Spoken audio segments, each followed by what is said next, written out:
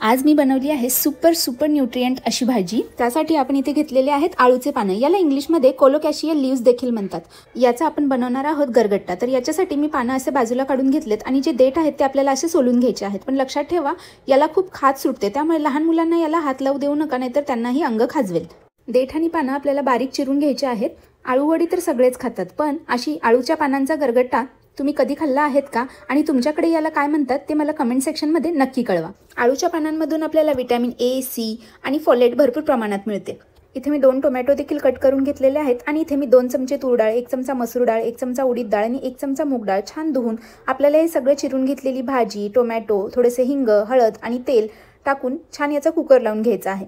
गरोदर महिलांसाठी तर आळूची पानं म्हणजे सुपर फूड आहेत। आळूच्या पानांमध्ये लाल रक्तपेशी वाढवण्याची देखील क्षमता जास्त असते, तसेच फोलेटचे प्रमाण जास्त असल्यामुळे गरोदर महिलांनी हा गरगट्टा किंवा आळूच्या पानांची भाजी ही खाल्लीच पाहिजे।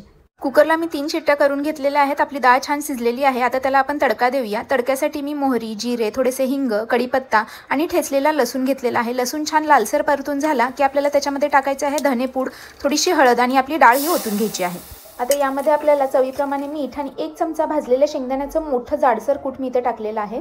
बघा किती छान दिसत आहे। भाजी छान उकळली की त्याच्यामध्ये आपण कोथिंबीर टाकून घेऊ आणि ही मी इथे मिठाची भाजी आरुषसाठी काढून घेत आहे। याच्यामध्येच मी परत लाल तिखट टाकले आहे आमच्यासाठी। महत्त्वाचा प्रश्न, बाळांना आपण आळूचे पान कधीपासून देऊ शकतो? बाळ 9 महिन्याचे झाले की त्याच्या जेवणात थोडं इंट्रोड्यूस करा। त्याला जर काही ॲलर्जिक रिॲक्शन दिसले नाही तर तुम्ही ते कंटिन्यू करू शकता। तर कशी वाटली आजची रेसिपी नक्की कळवा। तुमच्याकडे याला काय म्हणतात हे देखील मला कमेंट करून सांगा। थँक्यू।